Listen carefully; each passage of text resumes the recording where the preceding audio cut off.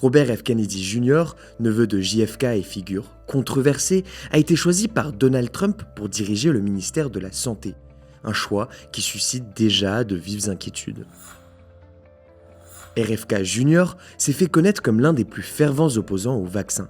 Il a promu des théories complotistes sur les vaccins et la santé publique pendant des années. COVID-19 is targeted to attack Caucasians and black people.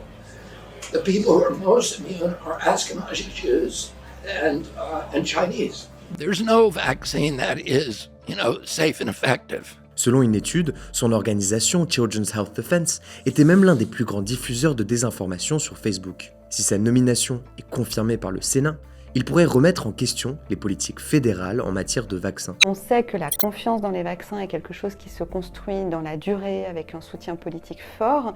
Donc un discours anti-vax qui remettrait en question l'efficacité et la sûreté des vaccins serait évidemment très négatif et entraînerait très probablement un retour d'un certain nombre de maladies infectieuses. Robert Kennedy souhaite aussi retirer le fluor de l'eau potable, car cela réduit, selon lui, le quotient intellectuel des enfants. Et il préconisait en 2021 de licencier 600 employés des instituts nationaux de la santé qu'il accuse de collusion avec l'industrie pharmaceutique. Ce qui serait là aussi une très mauvaise nouvelle pour la santé publique, puisqu'on imagine mal que ces administrations pourraient continuer à remplir leur mission en étant à ce point déstructurées par les décisions de Robert Kennedy Jr.